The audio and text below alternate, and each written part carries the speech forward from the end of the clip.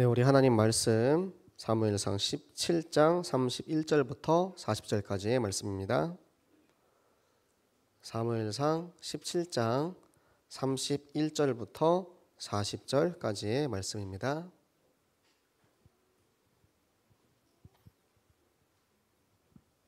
네, 우리 성가대분들이 자리로 돌아가시기를 좀 기다렸다가 같이 읽도록 하겠습니다.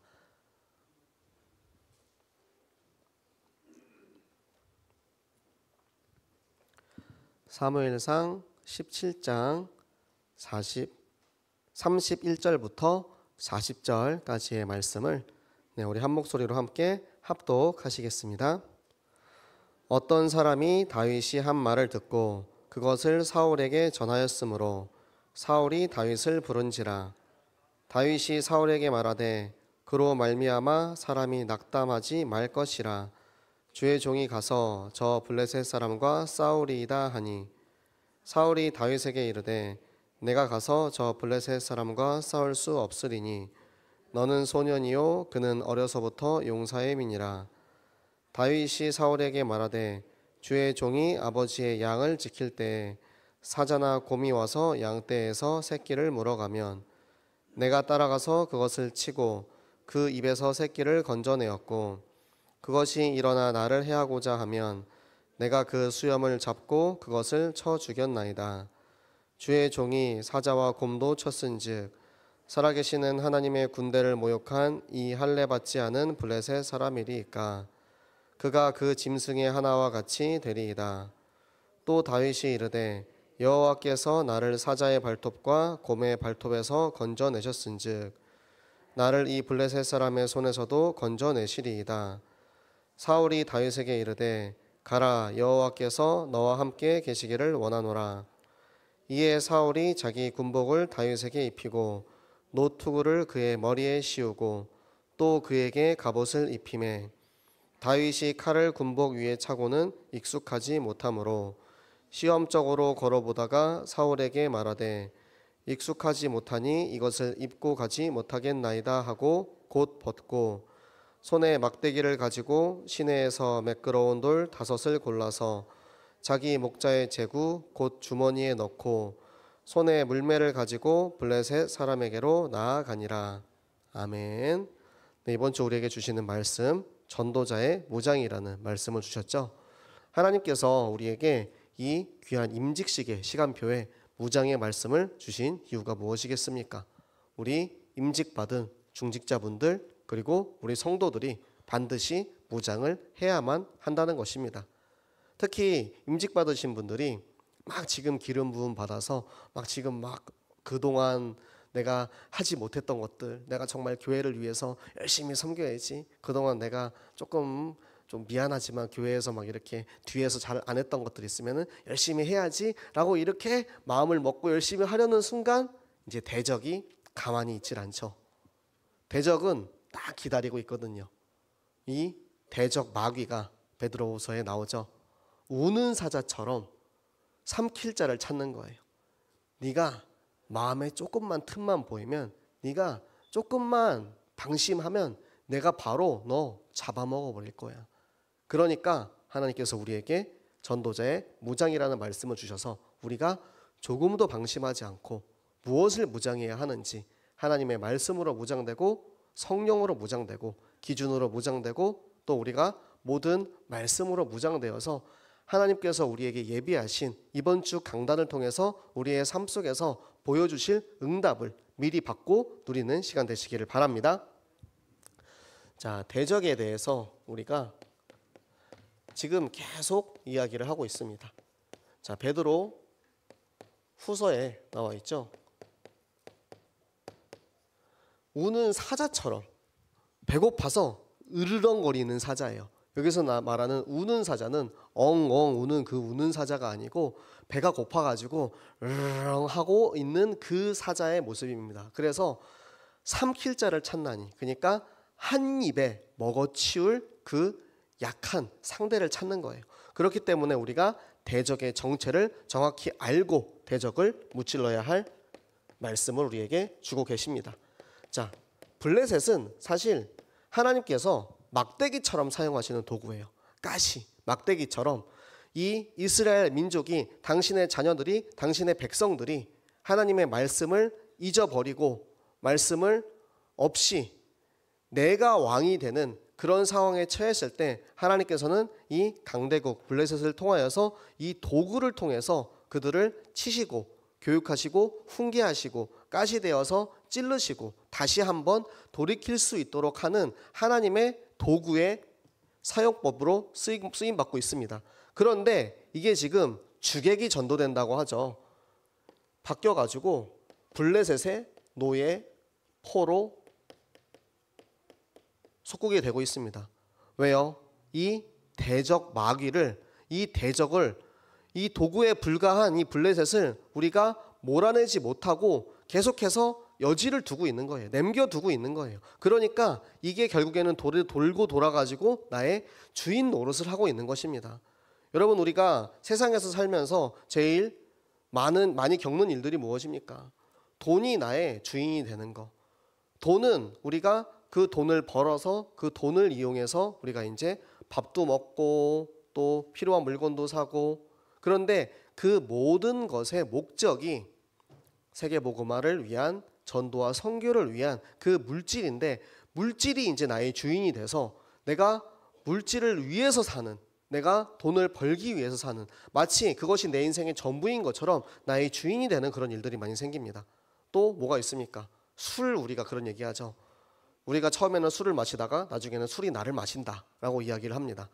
점점 이제 부어라 마셔라 하다 보면은 이제 내가 누구인지도 잊어버려요. 그래서 이제 술에 완전 사로잡혀가지고 거기에 속고 그 대적에게 속아서 내가 누구인지도 잊고 내 정체성도 잊어버리고 삶의 이유도 잊어버리고 술이 나의 주인이 되는, 알코올 중독이나 마약 중독이나 다를 바 없습니다.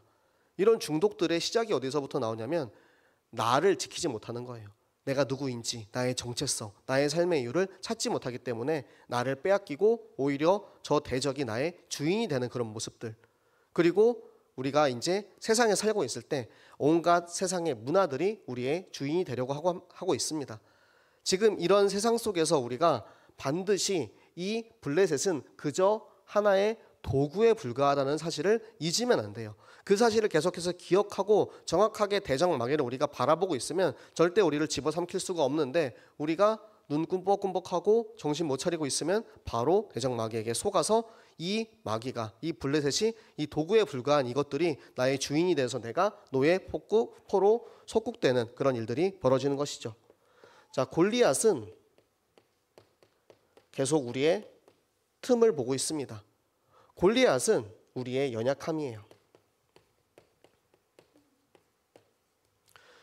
육신의 연약함이 있는 사람에게는 거대한 3m짜리 거인의 모습으로 다가오고요. 정신적으로 연약한 사람에게는 두려움과 공포로 다가옵니다. 그리고 내가 영적으로 연약하다면 내 영적인 세계를 이길 수 있는 영적인 존재로 다가와서 우리를 속입니다. 여러분, 그거 아십니까? 미국 공포영화, 일본 공포영화, 한국 공포영화에 나오는 귀신의 모습이 다 달라요. 왜 그럴까요? 귀신의 모습이 특정되어 있는 모습의 형상을 가지고 나온다라는 게 성경에 어디에도 나오지는 않죠. 그런데 각 나라 사람들의 두려움의 모습이 그렇게 형상화된 거예요. 내가 두려워하는 모습으로 나에게 나와요. 여러분, 꿈꾸면서 귀신 보신 적 있습니까? 저는 그런 이제 상담을 많이 받거든요. 근데 상담하는 사람마다 귀신 봤다는 얼굴들이 다 달라요.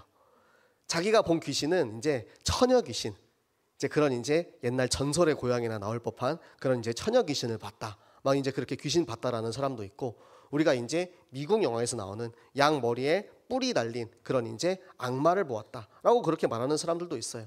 그렇게 해서 막 자기가 꾼 악몽이나 혹은 감이 눌린 것들을 막 이렇게 상담을 이렇게 하다 보면 그 친구가 가지고 있는 두려움의 실체가 마귀가 그걸 가지고 이제 공략을 하는 겁니다. 그런데 내가 가지고 있는 나의 연약한 틈을 한번 그렇게 파고들기 시작하면 그것이 이제 한 번에서 끝나는 게 아니에요. 마귀가 기가 막히게 우리의 부족함과 연약함을 알고 계속 거기를 공격을 합니다. 근데 우리가 만약에 운동 경기를 한다라고 생각을 해보세요. 제가 축구 시합을 하는데 저 상대편 팀의 오른쪽 수비가 약해. 그러면 계속 오른쪽 파는 거예요. 왜? 저기 못하니까. 저기를 계속 파면은 결국에는 그 팀이 무너질 수밖에 없거든요.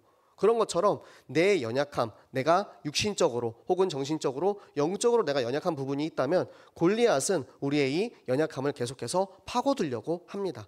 그런데 이 연약함을 어떻게 하면 이길 수 있느냐? 다윗은 어떻게 이 연약함을 이길 수 있었느냐? 우리 하나님 말씀 함께 보시겠습니다. 고린도후서 12장 10절의 말씀입니다. 고린도후서 12장 10절의 말씀. 우리 바울 선지자가, 바울 사도가 또 우리에게 말씀으로 주신 자신의 연약함에 대해서 이야기한 성경 구절인데요. 자, 고린도후서 12장 10절의 말씀을 우리 함께 한 목소리로 같이 읽겠습니다. 그러므로 내가 그리스도를 위하여 약한 것들과 능욕과 궁핍과 박해와 공고를 기뻐하노니 이는 내가 약한 그때의 강함이라. 아멘. 하나님께서는 우리의 약함도 사실은 다 알고 계세요. 그런데 제 옛날에는 그런 기도를 했거든요. 와, 내가 연약한 거 없이 부족한 거 없이 완전한 사람이면 얼마나 좋을까요, 하나님? 제가 그러면은 뭐 게을러서 자느라 교회에 지각하는 일도 없고 교회에 빠지는 일도 없고 신앙생활 더 잘할 수 있지 않을까요? 전도도 더 잘할 수 있지 않을까요? 나를 왜 완벽하게 안 만들어주시고 항상 뭔가 부족하게, 이 문제를 내가 해결하면 또 다른 문제가 보이고 이 부분을 내가 노력해가지고 극복하면 또 다른 것 때문에 내가 넘어지고 왜 늘 그렇게 해야만 하나요? 라고 그렇게 기도했던 적이 있었거든요. 그런데 바울은 자기의 연약함을 자랑하고 있어요. 자기의 연약함을 기뻐하고 있어요. 내가 연약하기 때문에, 내가 부족하기 때문에 오히려 더 하나님의 완전함을 보게 하시고 나의 연약함을 통해서 나를 더욱더 강하게 단련시키는 하나님을 체험할 수가 있는 것입니다. 그래서 골리앗은 우리가 이길 수 없을 것 같은 그런 강대한 적으로 보이지만 사실은 이 골리앗을 통해서 하나님은 우리를 연단하시고 우리를 더 강하게 하시고 우리를 더 하나님의 말씀과 하나님의 기준의 축복 속에 거할 수 있도록 주시는 위기가 기회가 되는 축복인 것입니다. 우리가 그 사실을 알고 그 사실을 깨닫고 있으면 절대 골리앗을 다시는 두려워할 필요가 없겠죠. 이제는 골리앗이 나타났다. 도저히 내가 이길 수 없을 것 같은 육신적인, 정신적인, 영적인 문제가 다가온다 할지라도 하나님께서는 반드시 나에게 말씀을 주시고 하나님의 성령을 주시고 하나님께서 내게 나와 함께 하심으로 이 모든 문제를 이겨내고 오히려 나를 더 갱신하고 단단하게 만드시는 하나님의 사랑과 축복이 이루어질 것이다 라는 믿음을 가지시기를 바랍니다. 자, 그러면 이들을 이기기 위해서 다윗이 한 무장들이 있습니다. 다윗이 한 무장을 저는 두 가지로 이렇게 봤는데요. 첫 번째는 영적 무장입니다. 영적으로 무장하기 위해서 다윗이 기름 부으심을 받았죠. 기름 부으심을 받고 그 기름 부으심 받은 다윗에게 여호와의 영이 임합니다. 그 여호와의 영이 함께하는 다윗이 가장 무장된 모습을 가질 수가 있는 거죠. 16장이죠. 하나님의 말씀이, 기름 부으심이 우리에게 임할 때 우리가 그곳에서 하나님의 말씀으로 이 영적인 것으로 무장될 수 있고요. 그 무장된 다윗이 나가서 싸울 때는 만군의 여호와의 이름으로 싸울 수 있었던 것입니다. 그리고 다윗이 또 무장된 것이 육신적인 무장이 있습니다. 다윗이 싸우러 나갈 때 사울 왕이 다윗에게 무기를 줍니다. 내 갑옷과 내 칼을 가지고 가라. 내 투구를 가지고 가라. 왜? 지금 우리 이스라엘 군대에서 내 칼이 제일 센 거야. 제일 좋은 거. 내 갑옷이 제일 좋은 거. 왜냐하면 그 당시에 철기 문화기 때문에 사울 왕의 검 말고 다른 이스라엘의 검은 철로 된 그 검이 없었을 거예요. 그러니까 있는 무기 중에서 제일 좋은 거를 줬어요. 이게 뭐냐면 세상에서 제일 좋은 거를 너에게 줄게. 네가 이거 가지고 싸워봐 하고 준 거예요. 그런데 다윗은 세상에서 아무리 좋은 거를 갖다 줘도 내가 세상에서 아무리 지금 내가 가질 수 있는 거 좋은 거를 가지고 와도 저 골리앗보다는 더 좋을 수 없다는 것을 알고 있었습니다. 아무리 사울 왕의 검이 튼튼하고 좋다 하더라도 저 57kg가 되는 갑옷을 그 검으로 뚫을 수 있을까요? 저 3m가 되는 저 골리앗의 리치가 그렇게 긴데, 팔이 이렇게 긴데 닿을 수 있을까요? 저 창이 이렇게 긴데. 그렇기 때문에 다윗은 늘 내가 하던 것, 막대기와 돌 5개, 그리고 물매를 장비하고 전장으로 나아갑니다. 이것은 뭐냐면 내가 항상 가지고 있는 나의 기능입니다. 전문성이라고 하죠.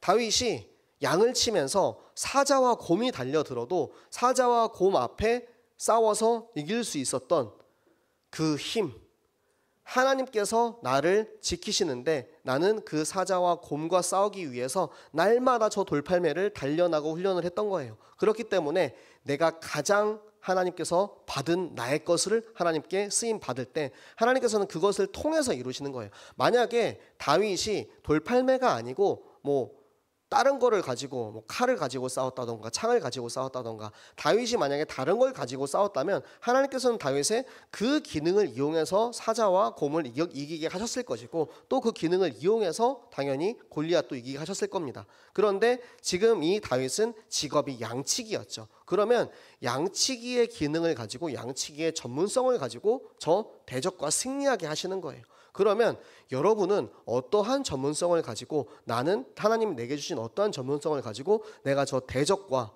저 골리앗과 저 사자와 곰과 블레셋과 싸워서 이길 수 있는가? 나의 기능과 나의 전문성을 돌아보시고, 하나님 내게 주신 것을 가지고 다윗이 무장한 이것, 나도 하나님 이것으로 무장하기 원합니다. 다윗이 무장한 2가지, 육신의 것과 영적인 것, 2가지를 다 무장해야만 이 전쟁에서 승리할 수 있어요. 내가 아무리 육신의 것 잘 가지고 있어도 영적인 생명이 없으면, 이 기름 부으심이 없으면 우리는 절대 싸워 승리할 수 없습니다. 우리가 기름 부으심 받은 하나님의 종으로, 그리스도의 제자로 교회에서 열심히 훈련을 받아요. 그런데 나는 정작 이제 내가 주부인데 집에서 집안일을 안 해요. 내가 직장인인데 나는 회사에 가서 일을 안 해. 정작 나의 본분에 열심히 하지 않고 나는 맨날 교회만 와서 교회에 앉아 있는다. 이것 또한 균형 있는 신앙생활이 아닙니다.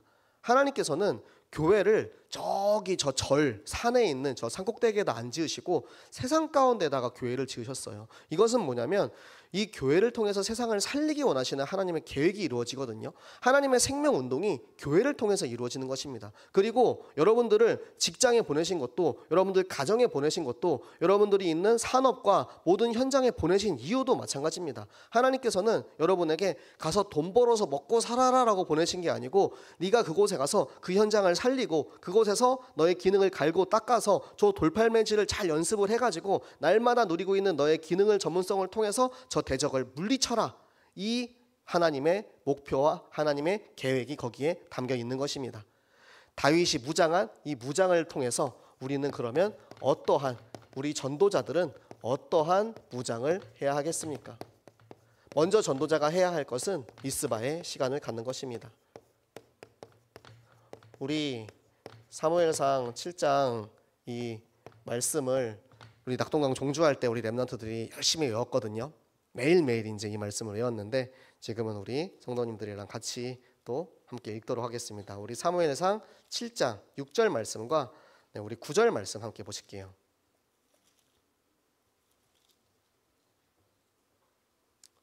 사무엘상 7장 6절과 9절 말씀 함께 보도록 하겠습니다.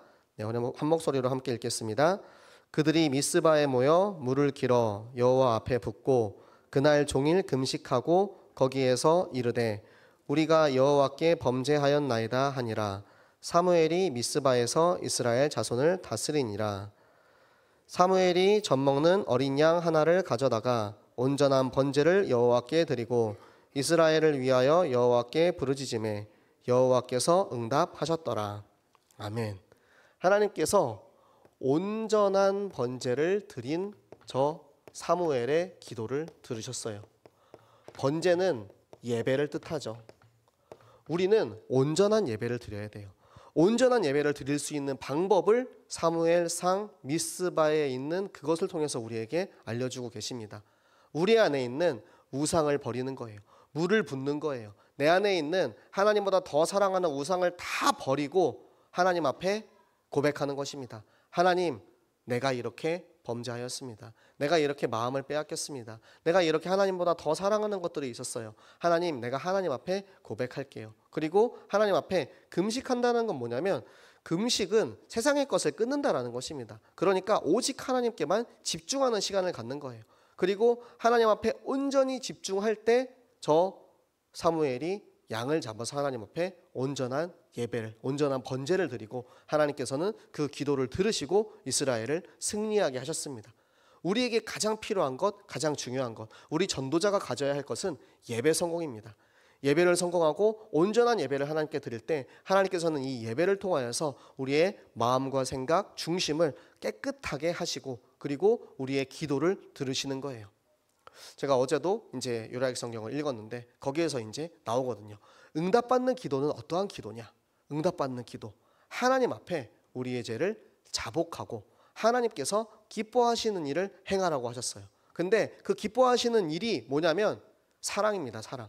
형제 사랑, 지체 사랑, 이웃 사랑. 그 사랑이 뭡니까? 이 복음을, 내가 만난 이 복음, 내가 만난 그리스도를 전하는 것을 우리는 사랑이라 하죠. 요한은 계속해서 사랑에 대해서 이야기를 해요. 제가 강단의 말씀을 받고 또 한 주간 이제 성경을 읽으면서 이제 지금은 이제 요한이 쓴 성경을 읽다 보니까 계속해서 이제 사랑에 대해서 그렇게 나오고 있어요. 그러니까 저도 이 하나님의 말씀, 강단의 말씀을 받아가지고 계속 이제 그것이 사랑으로 편집이 되는 거예요.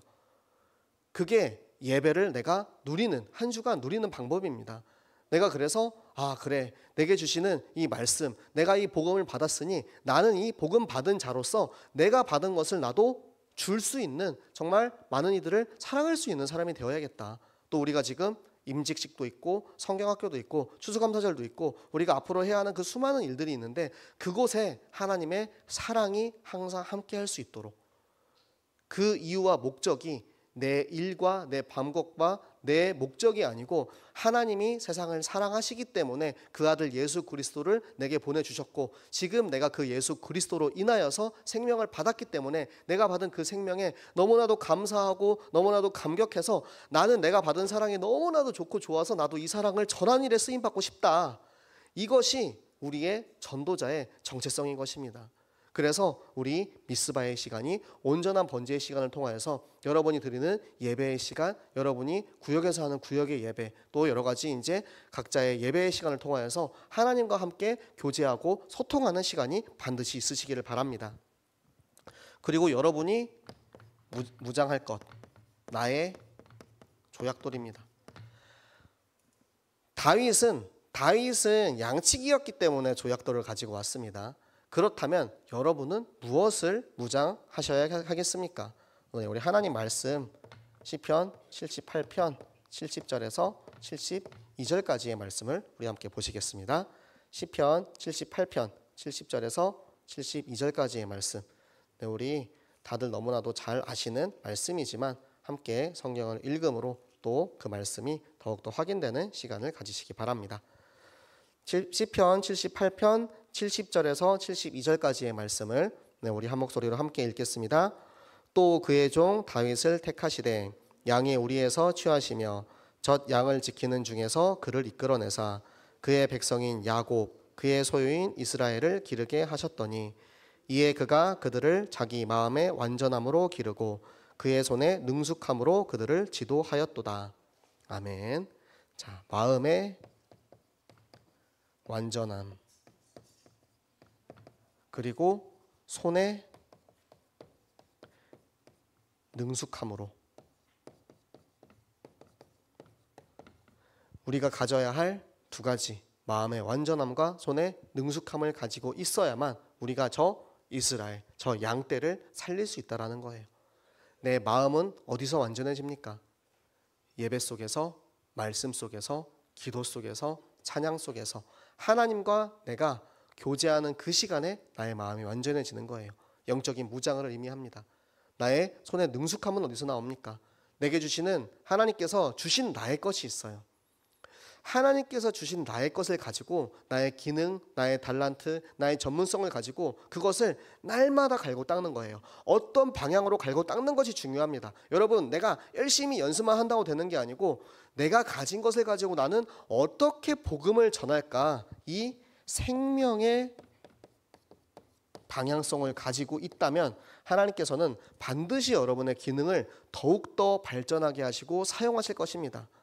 내가 가진 것을 통해서 나는 어떻게 생명을 전할까? 내가 가진 하나님이 주신 나의 것을 통해서 나는 어떻게 성경학교 할 수 있을까? 그것을 우리가 계속해서 묵상하면서 계속해서 찾고 찾으면 하나님께서 우리에게 주신다는 것입니다. 그래서 여러분들이 이 정체성을 가지고 항상 돌아보시기 바랍니다. 나의 직장, 나의 회사, 나의 가정, 나의 산업, 나의 현장에서 나는 어떻게 하면 내게 주신 것으로 나는 날마다 갈고 닦으면서 하나님의 일을 위해서 쓰임 받을 수 있을까? 저는 직업이 목사이기 때문에 여러분보다 조금 더 쉽죠. 네. 저는 말씀으로 이제 생각하는 거예요. 근데 말씀도 어렵게 찾을 필요가 없어요. 강단의 말씀을 통해서 하나님께서는 늘 구원의 길을 하게 하십니다. 제가 장례식장 가서도 다윗과 골리앗 이야기로 구원의 길을 했어요. 저희가 이번에 인도네시아 갔을 때 우베아 대학이라는 곳을 갔는데 김정호 선교사님이 저기 외국 친구들이 오는 곳인데 지난주에는 이 말씀 가지고 우리가 이렇게 예배를 드렸으니까 이번 주는 최 목사가 한번 인도해 보세요 하고 이제 지난주 거 이제 대지를 이렇게 보내주셨거든요. 제가 그거를 보고 열심히 이제 준비를 해서 갔어요. 준비를 해서 갔는데 새로 온 친구가 너무 많은 거예요, 그날따라. 그래가지고 선교사님이 최 목사 오늘 구원의 길 해야겠는데 하시는 거예요. 그럼 구원의 길 어떻게 할까? 그런데 그때 저희 그때 여름 성경학교 때 생명나무 했거든요. 그러면 생명나무 가지고 거기서 처음 만나는 외국 친구들에게 생명나무로 또 구원의 길을 하는 거예요. 또 그전에는 어떤 말씀 나왔습니까? 사무엘과 한나의 말씀이 나왔잖아요. 그럼 또 한나 가지고 구원의 길을 하는 겁니다. 어떤 것을 가지고도 다 구원의 길을 할 수 있어요. 다윗으로도 할 수 있고요. 아브라함으로도 할 수 있고요. 그리고 여러분의 산업과 여러분의 현장으로도 할 수 있어요. 저는 심지어 축구로도 구원의 길을 합니다. 게임으로도 합니다. 다 할 수 있어요. 어떻게든 우리가 생명을 향해 바라보고 있는 그 생명을 향한 중심만 있으면 하나님께서는 여러분의 기능과 여러분의 달란트를 가지고 반드시 생명 살리는 일에 여러분을 사용하실 것입니다. 여러분의 조약돌 날마다 갈고 닦는 시간이 반드시 있으시기 바랍니다. 자, 그러면 우리 새생명교회는 무엇으로 무장을 해야 할까요? 우리 이번에 또 3부에 임직 감사 예배를 통하여서 우리에게 주신 말씀이 있죠. 남은 자, 순례자, 정복자라는 말씀을 받았습니다. 자, 여러분, 남은 자는 하나님께서 이 땅을 살리기 위해서 남겨놓은 자들입니다. 그렇기 때문에 하나님께서는 이 남은 자를 통하여서 이 땅의 재앙을, 저 죽어가는 이들을 살릴 자로 여러분들을 예비해 놓고 계세요. 그렇기 때문에 남은 자는 이유가 없습니다. 핑계가 없습니다.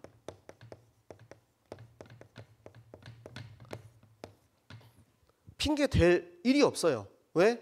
하나님이 나를 먼저 살리셨고 내게 주신 이 생명 가지고 나도 이제 살리는 거예요. 저 죽어가는 세상 가운데 나를 남은 자로 하나님께서 이 땅에 남겨놓은 저 렘넌트라는 것. 그래서 이 렘넌트라는 단어가 이 어린 아이들만 의미하는 것이 아니고 우리는 어리나 나이가 많으나 남자나 여자나 누구나 상관없이 모두가 남은 자입니다.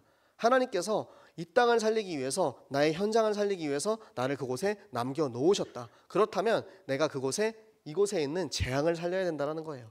이스라엘은 7번의 재앙을 맞이했습니다. 그런데 그때마다 하나님께서 저 남은 자 렘넌트를 이용하셔서 그 재앙들을 이기게 하시고 그들을 승리케 하셨어요. 그 남은 자가 바로 여러분임을 확신하는 시간 되시기를 바랍니다. 자, 그리고 우리를 순례자라고 부르십니다. 순례자는 모든 문제를 우리가 만났을 때 그 문제를 수용하고 초월하여 그곳에서 답을 내는 사람입니다. 답에 대해서 요즘 이야기를 많이 해요. 우리 렘넌트들에게도 참 답을 찾는 경우들이 많습니다. 그런데 답을 찾을 때 우리가 알고 있는 나의 지식과 나의 한계에서 답을 나오는 것이 아니고 하나님께서는 그때 그 문제, 그 상황, 그 속에서 하나님의 말씀을 가지고 늘 답을 예비해 놓고 계시더라고요. 그래서 말씀이 나의 답이 될 수 있도록, 사실은 그리스도가 모든 문제 해결자, 그렇죠? 예수 그리스도가 답이 되는데 그것에 대해서 그 상황 속에 성경은 그리스도에 대해서 말하고 있는 내용이니까 이 성경 속에서 결국에는 답이 다 나온다라는 거예요. 그래서 우리가 그 문제를 내가 걸려 넘어지는 게 아니고 그 문제 속에 계속해서 깊이 들어가서 문제가 더 문제되고 문제가 더 큰 문제가 되는 그 속에서 나와서 그 문제를 우리가 수용하고 오히려 그 문제를 이제 초월하고 넘어서는 것입니다. 그것을 저는 서밋이라고 부릅니다. 여러분, 문제 속에 있으면 우리가 그 안에 있으면 보이지 않아요. 그런데 서밋이 뭐죠? 서밋은 높은 곳이라는 뜻이잖아요. 높은 곳, 꼭대기라는 뜻이잖아요. 그래서 우리가 높은 곳에 올라가서 보면은 다 보이거든요. 속에 있으면 보이지 않아요. 문제가 보이지 않아. 오히려 그 속에서 더 깊이 빠져듭니다. 그런데 우리가 그곳에서 빠져나와서 초월하고 높은 곳에서 보면 하나님께서는 다 보여주십니다. 아, 이것밖에 안 됐네. 겨우 이것밖에 안 되는 거에서 내가 속아가지고 지금 내가 이렇게 고생을 하고 있었네. 내가 이렇게 쎄빠지게 고생하고 있었는데 이게 보니까 별거 아니었네. 어떻게? 우리가 영적 서밋의 경지에 올라가서 보면 아무것도 아니라는 거예요. 그래서 사실은 이 문제나 어려움들은 어려움이 아닙니다. 하나님께서는 우리에게 내가 이기지 못할 문제를 주지 않는다라고 말씀을 하고 계세요. 절대 우리가 이기지 못하는 시련을 주지 않으세요. 하나님께서는 이 문제를 통하여서 우리가 반드시 이기고 초월해서 승리하고 더 나아가기를 바라는 마음으로 우리에게 주시는 것이지 내가 거기서 넘어져 가지고 울고 거기서 헤매는 것을 바라는 것이 아닙니다.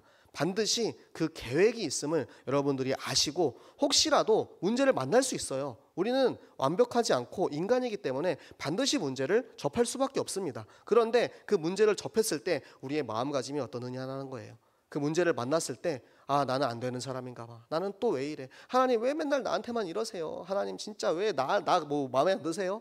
그게 아니고 아, 하나님 또 나에게 어떠한 응답을 주시려고 또 나를 통해서 무엇을 또 나에게 깨닫게 하시고 또 나를 인도하시려고 이 문제 속에서 나를 인도하십니까? 하나님, 내가 이번에 진짜 말씀으로 답을 내고 하나님께 승리하는 그런 영광을 올려드리겠습니다. 딱 이렇게 마음을 먹고 있잖아요. 그러면 문제가 정말로 별거 아닙니다. 정말로 작은 것이라는 것을 발견하게 하고 반드시 여러분을 승리하게 하실 것입니다. 자, 그리고 정복자입니다. 정복자는 현장에 있는 모든 영적인 것을 정복하는 사람입니다. 자, 근데 정복자는 주의해야 할 것이 있어요. 말을 하면 안 돼요. 자, 왜 이야기를 하느냐?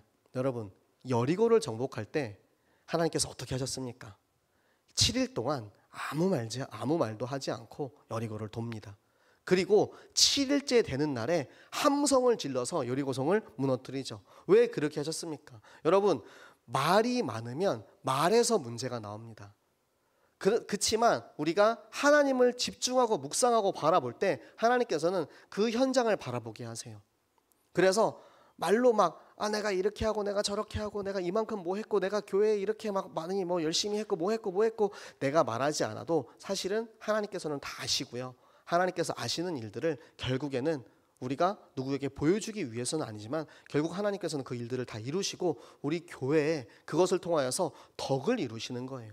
그런데 우리가 거기서 만약에 내가 말이야 식당에서 막 봉사도 이래 하고 뭐 이래 하고 저래 하고 다 했는데 사람들이 그거를 전혀 안 알아줘가지고 내가 마음 상해가지고 내 교회 나갔어. 여러분, 이런 사람들 많이 봤어요. 제가 이제 전도하다가 만나는 그런 분들 있잖아요. 내가 옛날에 교회 다녔는데요 이러면서 이야기하시는 분들 많거든요. 저도 옛날에 교회 다녔어요 하면서 막 이렇게 이야기하세요. 그런 분들이 거의 80-90% 교회 다니다 안 나오시는 분들은 상처받아서 나가시는 분들.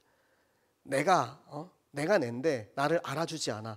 나를 사랑해줘. 꼭 이 얘기 나옵니다. 요즘 교회는 사랑이 없어.